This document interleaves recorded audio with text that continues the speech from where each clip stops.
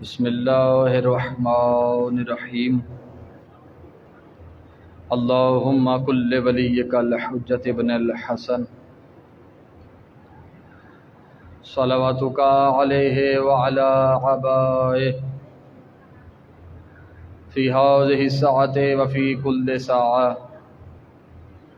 ولیا وحافظا وقائدا وناصرا ودلیلا وعینا حتی تسکنہ ارضک وتمتعہ فیہا طویلا یا رب محمد وآل محمد صلی علی محمد وآل محمد وعجل فرج آل محمد ولعن اعداءهم اجمعین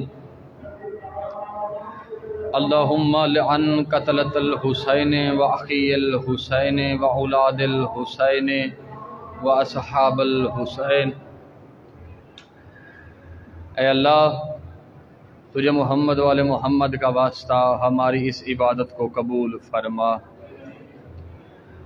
میرے مالک، تجھے محمد والے محمد کا واسطہ، بالخصوص امام حسین علیہ السلام کا واسطہ، میرے مالک جتنے بھی مومنین تیری بارگاہ میں چل کے آئے ہیں، ان کا قدم با قدم چل کے آیا اپنی بارگاہ میں قبول فرما۔ میرے مالک، تجھے محمد والے محمد کا واسطہ، بالخصوص شہدائے کربلا کا واسطہ، مومنین میں سے، حاضرین میں سے، یا اس گاؤں کے جتنے بھی مومنین ہیں ان میں سے کوئی بیمار ہے، بالخصوص راجہ صاحب، میرے مالک تجھے امام سجاد علیہ السلام کی بیماری کا واسطہ، ان کو شفائے کاملہ و عاجلہ عطا فرما۔ میرے مالک، تجھے محمد والے محمد کا واسطہ، بالخصوص امام رضا علیہ السلام کا واسطہ، جتنے بھی مومنین رزق کی تنگی کی وجہ سے پریشان ہے، میرے مالک تجھے محمد والے محمد کا واسطہ، ان کے رزق میں وسعت عطا فرما۔ میرے مالک ان کو پاک طیب اور حلال رزق عطا فرما۔ میرے مالک تجھے محمد والے محمد کا واسطہ، ہمارے حقیقی وارث حجت دوراں بقیت اللہ العدم امام زمانہ علیہ السلام کے ظہور میں تعجیل فرما۔ میرے مالک ہم سب کو ان کے قدموں میں شہادت نصیب فرما۔ رب صلی علی محمد وآل محمد۔ دعاؤں کی قبولیت کے لیے سہارا درود کا لیں، بآواز بلند تر صلوات پڑھیں۔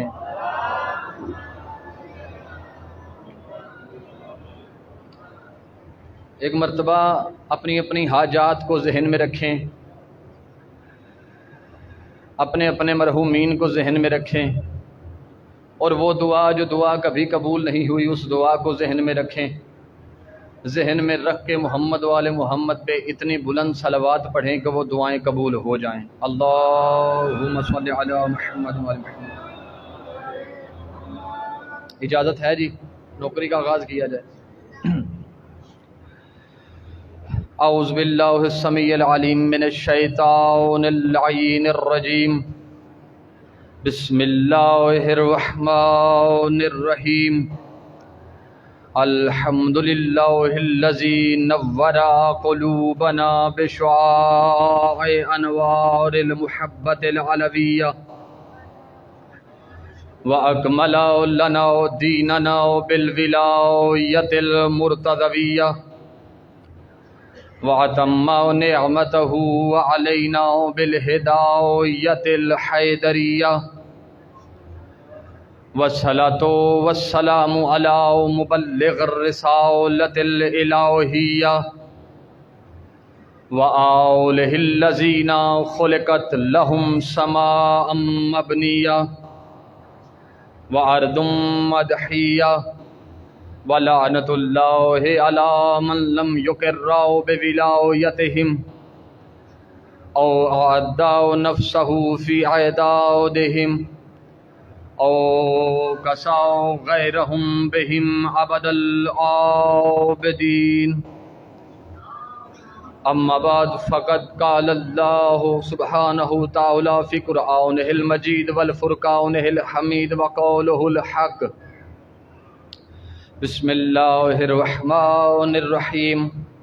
ان اللہ وملائکتہ یصلون علی النبی یا ایہا الذین آمنوا صلوا علیہ وسلموا تسلیما۔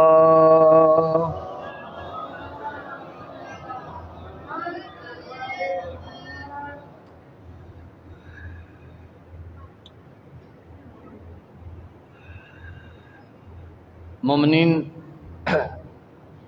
جیسا کہ جانتے ہیں 5 محرم الاحرام ہے۔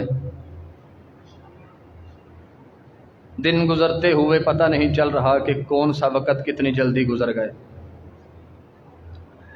افضل وقت وہی ہے جو تم صف عزا پر آ کے بیٹھ جاتے ہو۔ محمد والے محمد کی ذات اقدس وہ ذات ہے جس پر وحدہ لا شریک اللہ بھی درود پڑھتا ہے۔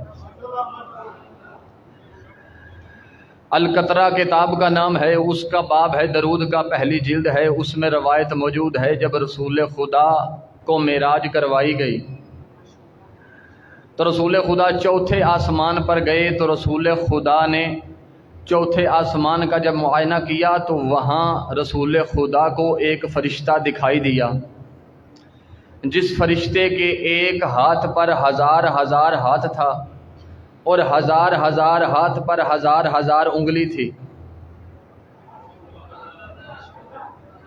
پریشان ہو گئے سامعین، میں درود کی فضیلت پہ ایک حدیث پڑھنا چاہتا ہوں۔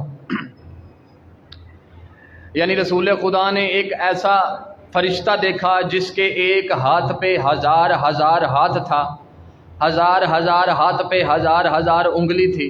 رسول خدا نے جبریل سے پوچھا، جبریل یہ فرشتہ کیا ہے، یہ کیا کام کرتا ہے؟ تو جبریل نے کہا، یا رسول اللہ آپ خود جا کے اس سے پوچھیں۔ جب جبریل علیہ السلام اور رسول خدا چلے اس کی طرف، رسول خدا نے اس کے نزدیک آ کے کہا، السلام علیکہ۔ اس نے جواب میں کہا، علیکہ السلام یا رسول اللہ۔ رسول خدا نے کہا، اے خدا کی مخلوق، تیرے اتنے ایک ہاتھ پہ 1000 ہاتھ ہے، 1000 ہاتھ پہ 1000 انگلی ہے، تو کام کیا کرتا ہے؟ اس نے کہا، یا رسول اللہ، میں جو آسمان سے زمین کی طرف بارش کے قطرے آتے ہیں میں ان کا حساب کرتا ہوں۔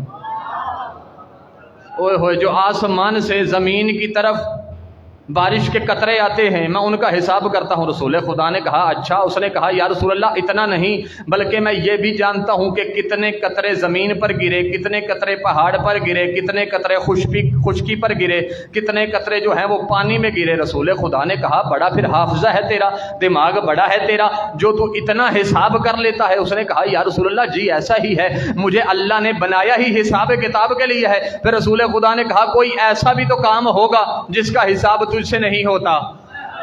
اس نے کہا، یا رسول اللہ ہے نا، ایک کام ہے جس کا حساب مجھ سے نہیں ہوتا۔ رسول خدا نے کہا، کون سا کام ہے؟ اس نے کہا، یا رسول اللہ، جب آپ کے شیعہ اکٹھے ہو کر محمد والے محمد پر درود پڑھتے ہیں اس کے ثواب کا حساب مجھ سے نہیں ہوتا۔ حیدری اللہم صلی علی محمد وعلی محمد۔ اتنی فضیلت ہے درود کی، اور میں کوشش کروں گا جب تک میں پڑھتا رہوں تو اگر درود کی گباری آئے تو درود باواز بلند پڑھیے گا۔ باواز بلند درود پڑھنے سے انسان کے گناہ ختم ہوتے۔ صلی علی محمد وعلی محمد۔ اب جو احباب مجھے روٹین سے سن رہے ہیں، غریب مسکین آدمی کو، وہ جانتے ہوں گے کہ میں نے اس ماہ محرم میں اپنا موضوع عباس رکھا تھا۔ کل میں نے مولا عباس کی جو مجلس پڑھی تھی وہ میں نے بتایا تھا کہ عباس کا نام کس طرح رکھا گیا اور عباس کے نام کے اسرار کیا ہیں۔ آج اگر آپ لوگوں کی اجازت ہو تو اس سے آگے نہ چلا جائے۔ میں نے کل بتایا تھا کہ جب مولا علی نے اپنے بیٹے عباس کو اٹھایا ہے نا، اٹھا کے گھر میں آ کے بوسہ دیا مولا عباس کو، مولا علی نے بوسہ دیا۔ ایک اذان میں، ایک کان میں اذان کہی، ایک کان میں اقامت کہی مولا علی نے۔ تو بی بی زینب نے جلدی سے آ کے پوچھا، بابا نام کیا رکھا ہے؟ بابا نام کیا رکھا ہے؟ تو مولا علی نے کہا تھا، میں نے یہ نام وہی رکھا ہے جو مجھے فاطمہ نے کہا تھا۔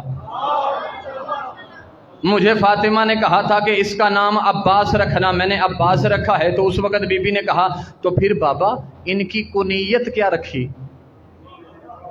ان کی कौनियत क्या रखी? अब मौला अब्बास पढ़ने लगा हूँ, अब्बास के नौकर बैठे हो जो अलम के नीचे आना, अलम को उठाना, अलम को चूमना सवाब समझते हैं, उन बंदों से गुफ्तगू है, बाकियों को छुट्टी है। अब मौला अली ने कहा, आलिया मैंने कुनियत रखी है अबुल फजल। कुनियत किसने रखी है? मौला अली ने। नाम किसने रखा था? सैयदा ने। और जब सैयदा ने अब्बास नाम रखा था, अब्बास के इतने असरार हैं, इतने असरार हैं इस नाम के, तो जो नाम अली ने रखा हो, ओए होए होए होए, फिर कैसे हो सकता है? ये कैसे हो सकता है कि किसी ये नाम ऐसे ही रख दिया हो कि, यानी रवायात दो मिलती हैं यहाँ। मैं पहली रवायत सुना के बाकी बाद में अपने दूसरी रवायत आपको सुनाऊंगा। पहली रवायत ये है कि कहते हैं कि मौला अब्बास के एक बेटे जिनका नाम फजल था, इस पे कुनियत रखी गई अबुल फजल। सवाल मेरा आप लोगों से है, ज़हीन लोग बैठे हैं जो सफ़ेद रीछ बैठे हैं, मुझे बताएं कि जब मौला अब्बास दुनिया में आए थे, बाबा ने उठाया था, उस वक़्त फजल था? ओए होए होए होए, उस वक़्त जनाबे फजल नहीं थे, फजल आए हैं बाद में। पहले कुनियत मौला अब्बास की रखी गई अबुल फजल। वो किसने रखी? मौला अली ने रखी। ना भाई ना, कुनियत रखने वाले कौन है? मौला अली। अब मौला अली ने रखी, और मौला अली के मुंह में जो जुबान है, उस जुबान को लिसानुल्लाह कहते हैं। ओए होए होए होए, उस जुबान को क्या कहते हैं? हैदरी, उस जुबान को लिसानुल्लाह कहते हैं। अल्लाह की जुबान ने कुनियत रखी अबुल फजल। अल्लाह की जुबान रखे तो फिर असरार तो होंगे। वो कौन सी जुबान है? अली की जुबान वो जुबान है, अली जो कह दे वो हो जाता है। अली जो कह दे वो हो जाता है। मैं यहाँ रवायत सुना देता हूँ आप कि अली कह दें तो हो जाता है। जनाब मीसम तम्मार रवायत करते हैं, जनाब मीसम कहते हैं कि हम मौला अली के पास तशरीफ़ फरमा थे, मौला अली के पास हम बैठे हुए थे, अचानक एक शख्स आया। वो शख्स के जिस्म पे पूरा असला लगा हुआ था, यानी जंग की ज़िरा पूरी पहनी हुई थी। उसने आकर ना हमें सलाम किया, ना हमें पूछा, वो हमारे पास आया और आकर बैठ गया, और ऐसे गुस्से से वो मौला अली को देखने लग गया। गुस्से से किसको देखने लग गया? मौला अली को। अब मौला अली शेर खुदा का सर है नीचे, मौला अली मस्जिद में बैठे हैं, खुदा जाने सर नीचे करके क्या कर रहे थे? ना ना ना ना, खुदा जाने सर नीचे करके क्या कर रहे थे। और जानते हो सर नीचे करने की हुज्जत खुदा का कोई भी अमल हिकमत से खाली नहीं होता,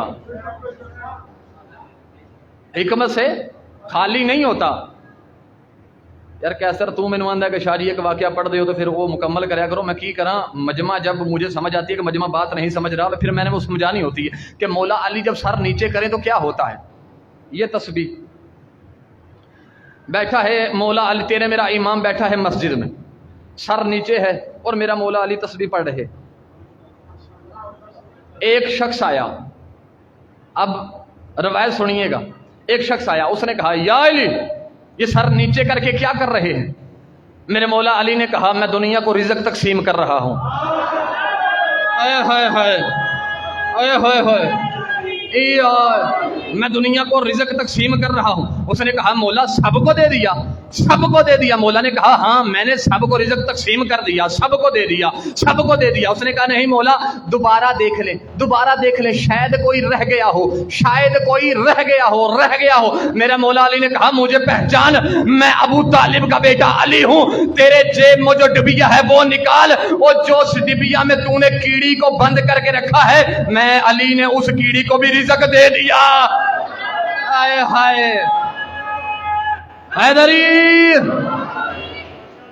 मुझे पहचान, मैं अली हूं, जो तूने डबिया में कीड़ी बंद करके रखी थी, मैं अली ने उसे भी रिज़्क दे दिया। यानी अली मस्जिद नबी में बैठे थे, सर नीचे था। अब समझ आई सर नीचे क्यों था मौला अली? सर नीचे था मौला अली का, मौला अली बैठे थे। अब वो शख्स आया, उसने आके बड़ी कड़क लहजे में कि तमाम सहाबा उसके सर पे आके खड़े हो गए। जुबान की बात कर रहा हूँ। वो खड़े हो गए, उन्होंने कहा وہ جب دیکھا نا حواس تمام کے غصہ ٹھنڈا ہو گیا تو مولا علی نے سر اٹھایا تو اس شخص نے بڑے کڑکتے ہوئے لہجے میں کہا شجاع کون ہے، بہادر کون ہے، حیدر کرار کون ہے؟ اوئے ہوئے ہوئے، حیدر کرار کون ہے؟ نبی کا خلیفہ کون ہے؟ نبی کا بھائی کون ہے؟ تو مولا علی نے کہا میں علی۔ اوئے ہوئے ہوئے، میں علی۔ اس نے کہا میں 80,000 لوگوں کی طرف سے قاصد آیا ہوں۔ کتنے؟ 80,000 لوگوں کی طرف سے میں قاصد آیا ہوں۔ اگر جو ہمارے مطالبات ہیں آپ نے وہ پورے کر دیے تو ہم آپ کو نبی کا خلیفہ مان لیں گے۔ مولا علی نے کہا تمہارے کیا مطالبات؟ انہوں نے کہا جی ہماری برادری میں ایک جوان قتل ہو گیا ہے، ہماری برادری میں ایک جوان قتل ہو گیا ہے، ہمیں قاتل کا نام معلوم نہیں، ہم چاہتے ہیں کہ آپ اسے زندہ کریں اور بتائیں قاتل کون ہے، زندہ کر کے بتائیں قاتل کون ہے۔ جناب میثم کہتے ہیں کہ مولا علی نے کہا لاؤ اس کو۔ جب اس کو لایا گیا مسجد کے دروازے میں ایک تابوت ریشمی کپڑے میں لپٹا ہوا، جب وہ رکھا گیا نا تو مولا علی نے آئے اس کے پاس آ کے دیکھا، دیکھ کے میرے مولا علی نے کہا اس کو اس کے چچا نے قتل کیا ہے، اس کو اس کے چچا نے قتل کیا ہے۔ انہوں نے پوچھا مولا کیسے چچا نے قتل کیا؟ اس نے کہا اس نے کی تھی شادی چچا کی بیٹی سے، اس بیٹی کو طلاق دی، اسی غصے میں اس کے چچا نے اسے قتل کر دیا۔ انہوں نے کہا یا علی ہم کیسے تسلیم کر دیں؟ تم نے کہا تو ہم مان لیں، یہ کیسے ہو سکتا ہے؟ جناب میثم نے کہا او جاہلو یہ اللہ کی زبان ہے اور جو کہتی ہے وہ سچ ہے، مان لو۔ انہوں نے کہا نہیں نہیں ہمیں بتائیں اسے زندہ کریں، یہ زندہ کر کے اپنی زبان سے بتائے گا ہم کلمہ پڑھ لیں گے۔ میرے مرشد علی نے پیر کی ٹھوکر مار کے کہا کم باذن اللہ مدرک، اور مدرک اٹھ کر انہیں بتا کہ تیرا قاتل کون ہے۔ مدرک نے کہا لبیک یا علی، میں اٹھ گیا۔ جیسے ہی وہ اٹھ کے کہا جاہلو یہ حجت خدا ہے، یہ سچ کہہ رہا ہے، مجھے چچا نے قتل کیا۔ آئے ہائے مجھے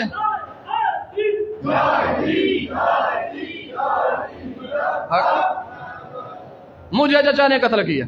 اب اس زبان نے نام رکھا ہے ابو الفضل۔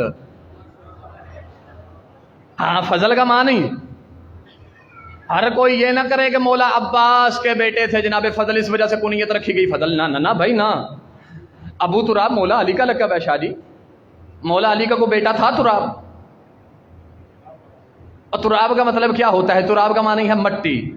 ابو تراب یعنی مٹی کا باپ، مٹی کا مالک۔ ابو معنی مالک کے بھی آتے ہیں کہ مٹی کا مالک، مٹی کا باپ، یہ بھی معنی آتا ہے۔ جیسے جناب عبداللہ بن عباس سے کسی صحابی نے پوچھا تھا سرکار علی کو ابو تراب کیوں کہتے ہیں؟ تو جناب عبداللہ بن عباس نے کہا کہ رسول خدا کے بعد اس زمین پر حجت اور زمین کے مالک کا نام علی ہے۔ اوئے ہوئے ہوئے ہوئے، زمین پر حجت اور اس کے مالک کا نام علی ہے، اس لیے علی کو ابو تراب کہتے ہیں، اس لیے علی کو ابو تراب کہتے ہیں۔ اس نے کہا تراب کا کیا معنی ہے؟ تو اس وقت جناب عبداللہ نے کہا اور یاد رکھنا قرآن میں آیت ہے آؤ لیتنی کنت ترابن، کو کاش ہم بھی تراب ہوتے۔ جب محشر کا میدان ہوگا تو جتنے بھی غیر شیعہ ہوں گے وہ جب شیعوں کا مقام دیکھیں گے نا تو دیکھ کر کہیں گے لیتنی کنت ترابن، کاش ہم بھی علی کے شیعہ ہوتے۔ حیدری کاش ہم بھی علی کے شیعہ ہوتے، کاش ہم بھی علی کے شیعہ ہوتے۔ مطلب پتہ کیا چلا؟ علی یعنی تراب کا معنی شیعہ بھی ہے، یعنی شیعوں کا مالک، شیعوں کا باپ۔ اب میں یہاں سے امالی شیخ توسی کی حدیث پڑھوں گا، آپ لوگوں کو کلیئر ہو جائے گا کہ ابو تراب کا کیا مطلب ہے۔ جب ابو تراب سمجھ آئے گا پھر فضل بھی سمجھ آ جائے گا۔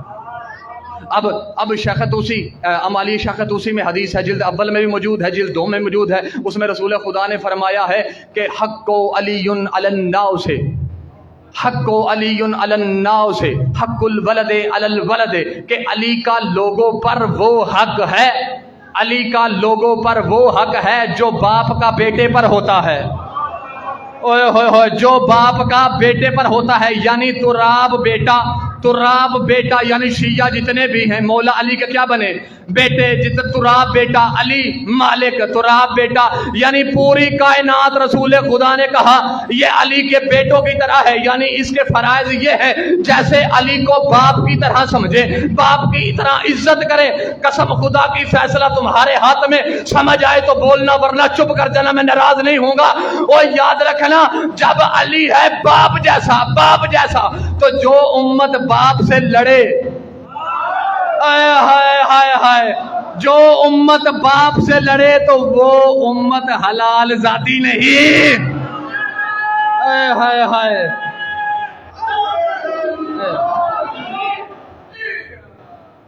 جیو ملنگو. اسی طرح ابو الفضل یعنی فضل کا باپ. فضل کا کیا معنی؟ فضل کا معنی کروں جی بڑی جلدی کیونکہ ٹائم تھوڑا رہ گیا اور بیٹھے کہ میرے کو نہ وعدہ لیا کہ شاہ جی وضو کر لیا جائے تو ہوں دسو کنے بجے ممبر چھڈو. تو میں وعدہ کر کے آیا تے اس کر کے میں جلدی جلدی نا میری دل لے کے، کیونکہ میری لائن ذرا میرا دل لے کے جتنا ہو سکے اچھا پہنچائیے، دنیا تک پیغام پہنچائیے. ابو الفضل، فضل کا کیا معنی؟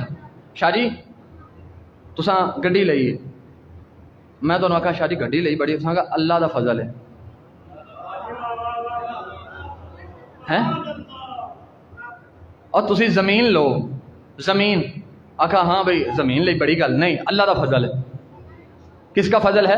اللہ کا. یعنی بندے کے گھر اولاد ہو جائے، بیٹا ہو یا بیٹی ہو، تو بندے پوچھو وہ کہتے ہیں اللہ کا فضل ہے. بندے کے پاس پہلے غریبی ہو یعنی ایک وقت کا ہو ایک وقت کا نہ ہو، اس بندے کے گھر 3 منزلی کوٹھی آ جائے، یعنی وہ بندے کا گھر 3 منزلی کوٹھی بن جائے، اس سے پوچھے وہ اپنے گھر کے اوپر لکھتا ہے ھذا فضل ربی، اوئے ہوئے ہوئے یہ میرے رب کا فضل ہے، میرے رب کا. یعنی پتہ چلا فضل کا معنی ہے، فضل کا معنی ہے پتہ چلا اولاد ہو تو فضل، گاڑی ہو تو فضل، رزق ہو تو فضل، زمین ہو تو فضل. یعنی اللہ یہ بتانا چاہتا ہے، مولا علی یہ دنیا کو بتانا چاہتے ہیں او دنیا والوں، جاہلوں کی طرح کبھی اس در پہ کبھی اس در پہ اس طرح نہ جانا. اگر تمہیں اولاد چاہیے عباس کے علم کے نیچے، اگر گاڑی چاہیے عباس کے علم کے نیچے، یہاں تک نہیں علی کی ولایت بھی فضل ہے، اگر علی کی ولایت چاہیے تو بھی علم کے نیچے.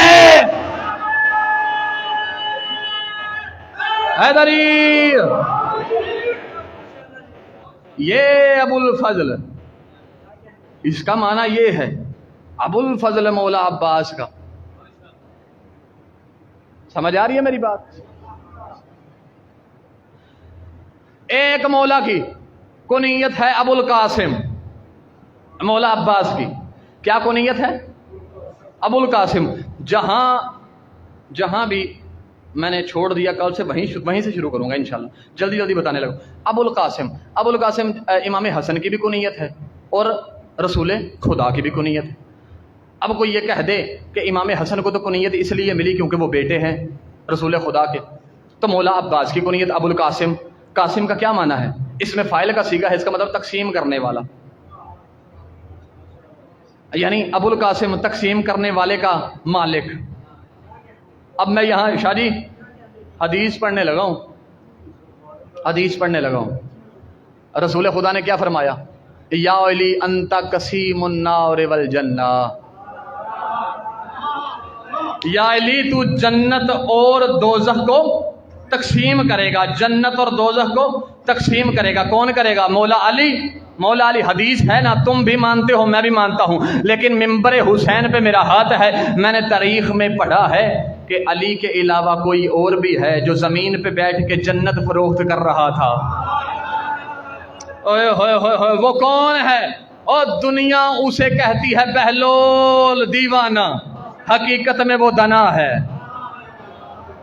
حقیقت میں وہ دنا ہے. اچھا جناب بہلول نے ایک دن نا دعویٰ کیا، شاہ جی جناب بہلول کا بھی بڑا موضوع ہے مزے کا، کبھی وقت ملا شاہ جی تو سناواں گے. جناب بہلول کا ایک بڑا مزے کا موضوع ہے. جناب بہلول ایک دن دریائے دجلہ کے کنارے، دریا دے کنارے بہ کے نا تو سرکاراں ہاتھ نال ٹویا کر چھڑیا، ہاتھ سے ایک انہاں ٹویا کر لیا ہاتھ نال، انہاں دریا دا پانی چوکے تے ٹوئے چ، دجلہ دا پانی چوکے ٹوئے چ. ہارون کا وہاں سے گزر ہوا، ہارون کا. اس نے کہا اوے بہلول تو کیا کر رہا ہے؟ اس نے کہا میں دریا کو اس کوزے میں بند کرنا چاہتا ہوں، دریا کو اس کوزے میں بند۔ اس نے کہا پہلے تو مجھے شک تھا، میں نے سنا ہوا تھا کہ تو دیوانہ ہے، تو پاگل ہے، اب مجھے کنفرم ہو گیا تو پاگل ہے۔ بہلول نے کہا او ہارون بادشاہ کیسی بات کرتا ہے، میں کیسے پاگل ہوں؟ اس نے کہا یہ دریا اتنا سا تیرا کوزہ، اتنا بڑا دریا اس کوزے میں کیسے آئے گا؟ اوئے ہوئے ہوئے جناب بہلول کا میں جملہ کہنے لگا ہوں، قسم خدا کی بندہ شیعہ ہو اور علی کا فضائل سن کے اس کے ہاتھ ایسے فضا میں علی علی کرتے نظر نہ آئے، میں ارمان لے کے جاؤں گا۔ جناب بہلول نے کہا جاہل، یہی تو میں تجھے سمجھانا چاہتا ہوں کہ دریا جب اتنے سے کوزے میں نہیں آ سکتا، اتنا بڑا دریا اتنے سے کوزے میں نہیں آ سکتا، تو اتنا بڑا علی اتنی سی عقل میں تیری کیسے؟ ہائے ہائے حیدر حیدری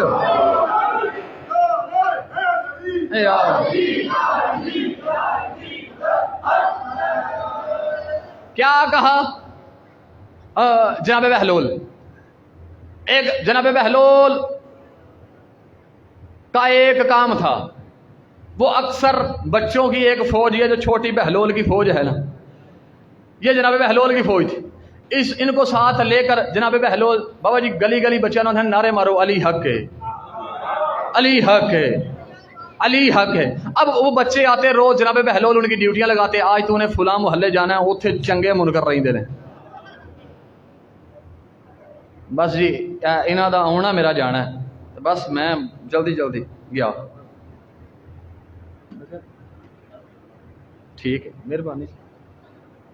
انہوں نے 10 منٹ پڑھ لو، میں کہا مہربانی۔ اب جناب بہلول کا کیا کام تھا؟ چھوٹی فوج لینی، آج تو فلانے گلی جانا ہے، تو فلانی گلی جانا ہے، کیوں؟ اوتھے منکر چنگے نے، ایتھے ہولے نے، تو ادھر جانا ہے، تو ڈیوٹیاں لگا دے بچوں۔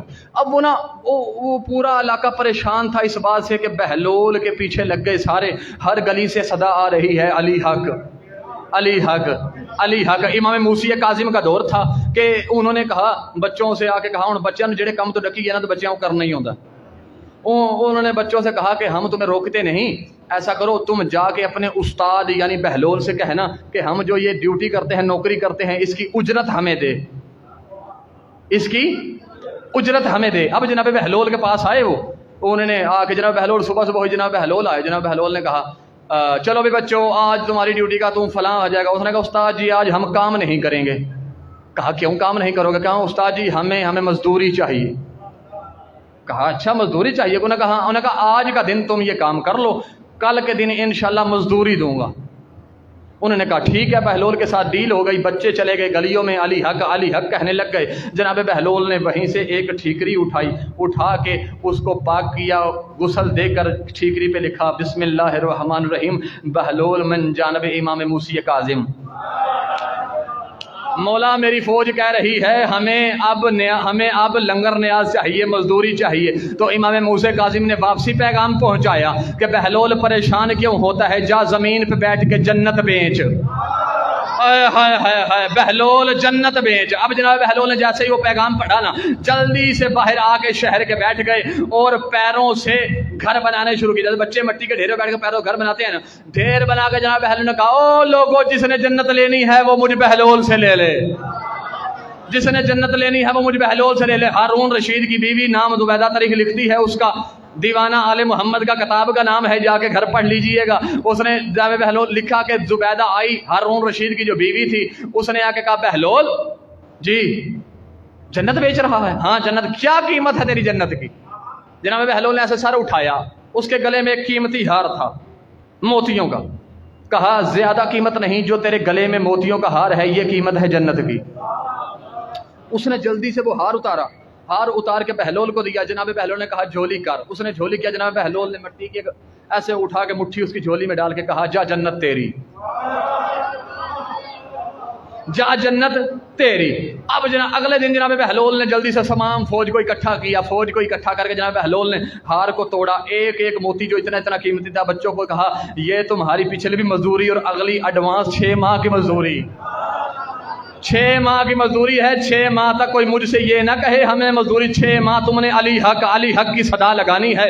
وہ جلدی سے خوشی سے وہ موتیوں کا موتی لیے اپنے گھر آئے۔ اب ڈیل ساروں کی بادشاہ کے ساتھ تھی، کبھی علی حق کے نعرہ رکھوانے، جیسے ہی انہوں نے دیکھا نا یہ تو بادشاہ کی بیوی کا ہار ہے، ان سب نے ہار لیے تھے بادشاہ کے گھر۔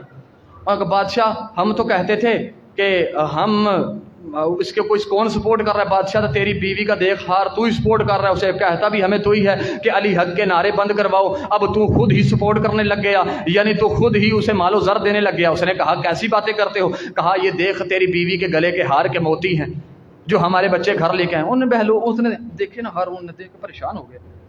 اس نے کہا اچھا، اس نے کہا یار آپ جاؤ میں اپنی بیوی کو سمجھاتا ہوں، آپ کو پتہ ہے کہ بیوی میں عقل تھوڑی ہوتی ہے۔ انہوں نے کہا ٹھیک ہے سمجھا لیا جی۔ تے وہ جناب انہاں ہار شار لے کے تو بیوی دے کول آیا، تے بیوی نو آ کے آندا کتھے یار؟ اس نے کہا میں نے جنت لے لی، ہار دے دیا۔ اس نے کہا جنت؟ اس نے کہا تو پاگل ہوگی، بہلول تو پاگل ہے، دیوانہ ہے تو۔ اس نے کہا او بادشاہ کیسی باتیں کرتا ہے، میں نے اگر کو تیری شاہی کا نقصان کیا ہے پھر مجھ سے پوچھ۔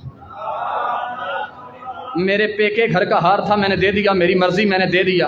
اب ہارون غصے سے نا وہ پھینک کر غصے سے ایک طرف چلا گیا۔ رات ہوئی، ہارون سویا، خواب میں اس نے دیکھا کہ محشر کا میدان ہے، ہر طرف اتنی گرمی ہے اور پیاس سے ہارون کی جان نکل رہی ہے، پیاس سے۔ اس نے دیکھا نا تو وہ چلتا چلتا اسے دور ایک گھر نظر آیا۔ جیسے دور سے گھر نظر آیا نا اس نے کہا یہ کوئی گھر آ گیا، میں یہاں سے پانی پیوں گا۔ وہ جیسے ہی چلتا چلتا گھر کے قریب آیا، اوپر دیکھا لکھا ہوا تھا ہاذہ بیت الزبیدہ، یہ زبیدہ کا گھر ہے، یہ زبیدہ کا گھر ہے، یہ زبیدہ کا گھر ہے۔ بادشاہ نے کہا بیوی دا گھر تے اپنا ہویا۔ وہ چلا بڑی دلیری کے ساتھ، بڑی دلیری سے گیا تو آگے نا دو موکل کھڑے تھے، یعنی دو نگران کھڑے تھے دروازے کے سامنے۔ انہوں نے کہا ہارون کدھر؟ نے کہا میرا گھر ہے۔ اس نے کہا تیرا کہاں؟ اس نے کہا زبیدہ کا گھر ہے، زبیدہ میری بیوی۔ اس نے کہا زبیدہ کا گھر ہے تیرا نہیں۔ انہوں نے کہا وہ میرا ہی گھر ہے۔ اس نے ذرا بادشاہ تھا نا تو زبیدہ کا گھر دیکھ کے نہیں میں خواب میں برداشت کر سکا۔ اس نے انہیں تھوڑی اڑی پھڑی کی تھی تے ایک نگران نے چنگی لائی، وہ ایسی لگی کہ 100 بستر پہ رہا تھا، بستر سے زمین پہ گر گیا۔ پوری رات جاگ کے نکالی ہے ہارون نے، پوری رات جاگ کر نکالی۔ جیسے کل کا دن چڑھا جلدی سے شہر کے باہر آیا اور آ کر اسی جگہ پہ آیا جہاں بہلول آواز لگا رہا تھا او دنیا والوں جس نے جنت لینی ہے مجھ بہلول سے لے لے۔ وہ آ کے کہتا ہے بہلول تیری جنت کی قیمت کیا ہے؟ جناب بہلول نے ایسے دیکھا، دیکھ کے مسکرا کے کہا تیری پوری شاہی قیمت ہے، پوری شاہی تیری جنت کی قیمت ہے۔ اس نے کہا بہلول زیادتی ہے، کل میری بیوی کو ایک ہار کے بدلے دے دیا تھا، مجھ سے پوری شاہی مانگ رہا ہے۔ اور جناب بہلول نے کہا بادشاہ مجھے پاگل نہ بنا، اوے زبیدہ نے سودا اللہ توکل پہ کیا تھا، تو نے تو رات کو جنت بھی دیکھی تھپڑ بھی کھایا۔ آیا ہے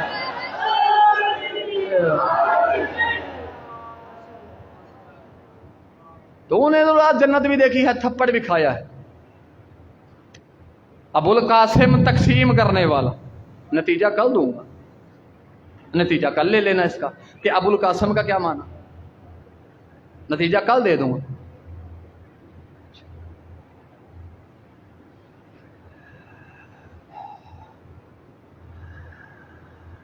رونے کے ایام ہیں، جس کے دل میں قبر حسین ہے ان دنوں میں وہ روتا بہت ہے۔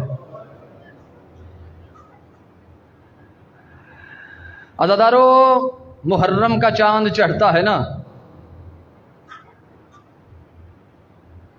محرم کا چاند جو شیعہ ہو جہاں بھی دیکھے تو اس کے منہ سے بے ساختہ الفاظ نکلتے ہیں انا للہ و انا الیہ راجعون۔ عزادارو ایک مومنہ تھی، اس مومنہ کا جوان بیٹا مر گیا، آخری سہارا تھا اس کا، جوان بیٹا اس مومنہ کا مر گیا۔ وہ روز اپنے بیٹے کی قبر پہ آتی تھی،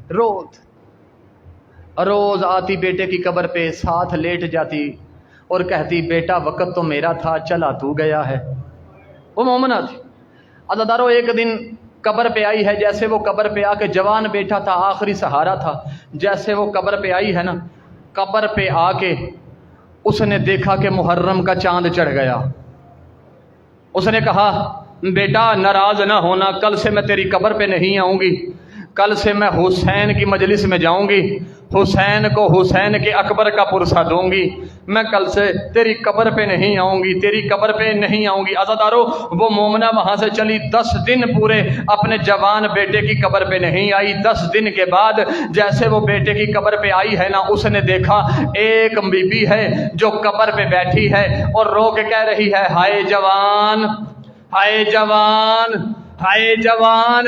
اس مومنہ عورت نے کہا، اے عورت، تو بھول گئی ہے یہ تیرے بیٹے کی قبر نہیں میرے بیٹے کی قبر ہے، یہ تیرے بیٹے کی قبر نہیں میرے بیٹے کی قبر ہے، شاید تو بھول گئی ہے۔ اور اس وقت اس مومنہ نے کہا، اور میں بھولنے والی عورت ہی نہیں ہوں، مجھے پہچان، میرا نام زہرا، اور تو میرے بیٹے کو رو رہی تھی، میں تیرے بیٹے کو رونے آ گئی ہوں۔ عزادارو، جہاں بھی پرسہ صف عذاب بچھائی جاتی ہے، جہاں بھی صف عذاب بچھائی جاتی ہے، پاک سیدہ آ جاتی، پاک سیدہ آ جاتی۔ آج میرا دل ہے میں مصائب آپ کو اس بی بی کے حصے کا سناؤں جو کربلا اس سے پہلے ہی اجڑ گئی تھی۔ یہ تمہارے قریب آ کے مہمان بیٹھی ہے، علی کی بیٹی، جو کربلا سے پہلے اجڑ گئی تھی۔ تاریخ نے 6 بیٹے لکھے ہیں، 6۔ کتنے بیٹے لکھے ہیں؟ جسے اس بات میں بھی نہیں رونا آ رہا، گھر جا کے جن کی چھوٹی اولاد ہے اور جس کا ایک گم ہو جائے نا، ایک، وہ دروازے پہ کھڑی ہو جاتی ہے، یا کوئی رات کے پہر میں بھی ہوا سے دروازہ ہلے نا تو وہ اٹھ کے کہتی ہے، لگتا ہے میرا بیٹا آ گیا۔ اس بی بی کے اپنے مقدر جس کے 6 بیٹے تھے، ایک بھی نہیں بچا۔ 4 شعبان کو کعبے میں آئے ہیں امام حسین۔ کعبے میں آ کے امام حسین نے بہن کو بٹھایا، بٹھا کے کہا، عالیہ، محمد کے ساتھ ایک علی ہوتا تھا، محمد کے ساتھ ایک علی ہوتا تھا، محمد جہاں جاتے تھے فتح کر کے آتے تھے۔ عالیہ، میرے ساتھ 4 علی ہیں، اگر یہ میرے ساتھ رہے تو میرا مشن مکمل نہیں ہوگا، میں نے یہ جنگ مظلومیت سے جیتنی ہے، اگر یہ 4 علی میرے ساتھ رہے تو میرا مشن مکمل نہیں ہوگا۔ بی بی نے کہا، اچھا حسین 4 علی ہیں؟ ہاں 4 علی ہیں۔ اچھا، عالیہ نے کہا، حسین ایسا کر، ایک کو مدینے بھیج دے، ایک کو کوفہ بھیج دے، پیچھے 2 رہ جائیں گے، ایک کی ذمہ داری حسین تو اٹھا لے، ایک کی ذمہ داری میں اٹھا لیتی ہوں۔ عزادارو، رونے والوں، محمد بن حنفیہ کو بھیج دیا گیا مدینے، حنفیہ کو مدینے بھیجا گیا، جناب مسلم کو کوفے بھیجا گیا۔ ایک عباس اور سجاد رہ گئے تھے۔ بی بی عالیہ نے کہا، سجاد میرے ذمے آیا، عباس تیرے ذمے آیا۔ عزادارو، جناب مسلم کو کوفے روانہ کیا گیا، بھیجا امام حسین نے اپنا سفیر بنا کے۔ عرب کا دستور تھا، جب بھی کوئی سفیر جاتا ساتھ 2 گواہ لے کے جاتا تھا، 2 گواہ لے کے جاتا تھا، تاکہ اگلی جگہ پہ جا کے اگر کوئی پوچھے کہ گواہ کون ہے تو وہ گواہی دیں تو وہ مان لے کہ یہ فلاں کا گواہ آیا ہے۔ تو امام حسین نے کہا، مسلم پورے قافلے میں سے جسے چاہے تو اسے گواہ لے جا۔ تو جناب مسلم کے الفاظ سنیے گا، جناب مسلم نے کہا، مولا آپ کے ساتھ زینب ہے، میں قافلے میں سے کسی کو لے کر نہیں جاؤں گا، اپنے 2 بیٹے ساتھ لے جاتا ہوں، اپنے 2 بیٹے ساتھ لے جاتا ہوں۔ جناب مسلم نے اپنے دونوں بیٹوں کو ساتھ لیا، لے کر جناب مسلم کوفے آ گئے۔ اب بیٹوں کی شہادت میں نے نہیں پڑھنی، صرف جناب مسلم کی شہادت کے 2 جملے میں نے پڑھنے ہیں۔ جہاں تک میری نظر ہے، میری بی بی کو منظور ہوا تو جتنا پرسہ ہو سکا اتنا پرسہ دینا۔ جناب مسلم آ گئے کوفے، لوگوں نے بیعت کر لی، جناب مسلم کی بیعت ہو گئی۔ یہاں سے ابن زیاد نے پہرا لگا دیا، کوفے میں جناب مسلم تنہا رہ گیا۔ تنہا مسلم، کبھی گلی میں اس طرف جاتے ہیں، کبھی گلی میں اس طرف جاتے ہیں، مسلم تنہا، مسلم گلی میں کبھی اس طرف کبھی اس طرف۔ عزادارو، ابن زیاد نے 1000 کا لشکر بھیجا، 1000 کا لشکر دیا، یا سیدہ مجھے ہمت دینا آج میں مصائب انہیں سنا سکوں۔ 1000 کا لشکر بھیجا کہ جناب مسلم کے ساتھ جنگ ہوئی۔ 1000 की लश्कर की मुस्लिम के साथ जंग हुई। कुछ देर के बाद दोबारा लश्कर के सलार ने कहा इब्ने ज़ियाद 1000 और भेज।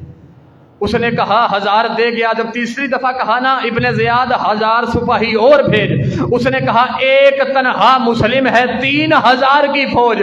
उस वक्त सलार ने कहा था ओ इब्ने ज़ियाद तख्त पे बैठ के कह रहा है ना मुस्लिम एक है, तूने कभी हाशमियों को लड़ते हुए नहीं देखा।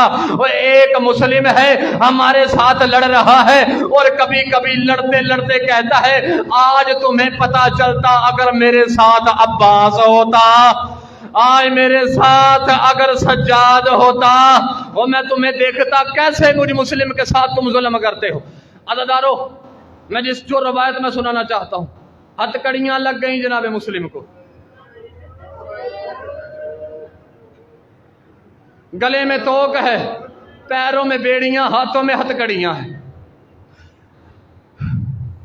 इब्ने ज़ियाद के दरबार में आते हुए एक शख्स ने देखा जनाब मुस्लिम को।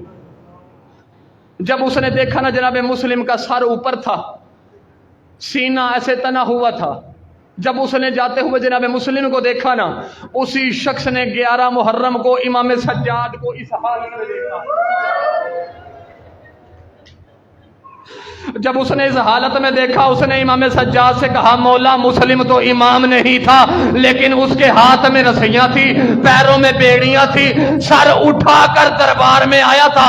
उस वक्त इमाम सज्जाद ने कहा ओ तूने मेरे साथ इंसाफ नहीं किया, ओ मुस्लिम अकेला था मेरे साथ, ओ मेरे साथ ज़ैनब जैसी फूफी है, ओ मेरे साथ पर्दादार है, मैं कैसे सर उठा के चलूं। अज़ादारों, रोने वालों, जनाब मुस्लिम के हाथ में है हथकड़ियां। ऐसे जनाब मुस्लिम दरबार में आए, जैसे जनाब मुस्लिम दरबार में आए ना, एक लाइन ने जनाब मुस्लिम की ऐसे रस्सी खींच के कहा ओ मुस्लिम तूने अमीर को सलाम नहीं किया, मुस्लिम तूने अमीर को सलाम नहीं किया। जनाब मुस्लिम ने कहा मैं लानत करता हूं तेरे अमीर पे, और मेरे अमीर का नाम हुसैन, और मेरे अमीर का नाम, जुमला सुनना मुसाहिब का जुमला है, इससे बड़ा जुमला कोई नहीं। कहा मेरे अमीर का नाम हुसैन है। अचानक उसी दरबार के एक कोने से आवाज आई ओ मुस्लिम दुश्मनों के मजमे में, और तूने मेरे हुसैन को अमीर कहा है, और मैं वादा करती हूँ कयामत तक लोग और मेरे बेटे को गरीब हुसैन कहे और तुझे अमीर मुस्लिम कहे। अजरकुम मिन सैयदा, अजरकुम मिन सैयदा, मैं वादा करती हूँ कयामत तक लोग गरीब हुसैन कहेंगे और तुझे अमीर मुस्लिम कहेंगे। अज़ादारों, उलमा कहते हैं, उलमा ने लिखा है, अजी किसी का दिल दुखे तो मुझे माफ करना, सैयद समझ के माफ कर देना। उलमा कहते हैं कि उस लईन ने हुक्म दिया अब जनाबे मुस्लिम को दारुल अमारा की छत पे किस तरह ले जाया गया। अगर माफ करोगे तो मैं रवायत के अल्फाज पढ़ूंगा, अगर कोई सैयद के लिए बद्दुआ न करना मेरी जिम्मेदारी है। मैं ये जुमला अपनी जिम्मेदारी से कह रहा हूँ कि जब जनाब मुस्लिम को दारुल अमारा की छत पे कैसे ले जाया गया, मुझे इस मिंबर की कसम है उलमा यही कहते हैं कि जनाब मुस्लिम के जुल्फों में एक ने हाथ डाला, हाथ डाल के दारुल अमारा की छत पे आए हैं। वहां मंजिल शोक पे हुसैन का कयाम था। अचानक जनाबे इमाम हुसैन ने उठकर कहा वालेकुम सलाम। वो मौला अब्बास ने कहा किसे वालेकुम सलाम कहा है। उस वक्त इमाम हुसैन ने कहा वो अब्बास वादा कर कि तू जंग नहीं करेगा, मैं तुझे तब बताऊंगा मैंने सलाम का जवाब किसे दिया है। वो मौला अब्बास ने कहा वादा करता हूं। वो इमाम हुसैन ने 2 उंगलियां उठाई, उंगलियां उठाकर कहा अब्बास देख। और मौला अब्बास ने देखा एक मजलूम था, वो झुका हुआ था, वो उसके जुल्फों में एक जालिम का हाथ था, वो एक तलवार लेकर खड़ा था। और मौला अब्बास ने कहा ये कौन मजलूम है। इमाम हुसैन ने कहा अब्बास पहचान कहीं तेरी रुकैया तो नहीं उजड़ रहे। اجرکم من السیدہ اجرکم من السیدہ. وہ اتنے الفاظ آئے اس وقت مولا عباس نے کوفے کی طرف دوڑنا شروع کیا. وہ امام حسین نے کہا عباس کہاں جاتا ہے؟ کہا مولا وہ میں جنگ نہیں کرتا، میں کوفے جا کر بازار کے نیچے چوری کر کے اپنے بھائی مسلم کا سر لوں گا. اس وقت امام حسین نے کہا مسلم تو نے پہلے اوپر دیکھا تھا، اب نیچے دیکھ. جیسے جناب عباس نے دیکھا ایک بی بی تھی وہ جو جھولی بنا کر کہہ رہی تھی میرے حسین کے سفیر وہ میں تمہیں کہاں کہاں رہوں گی.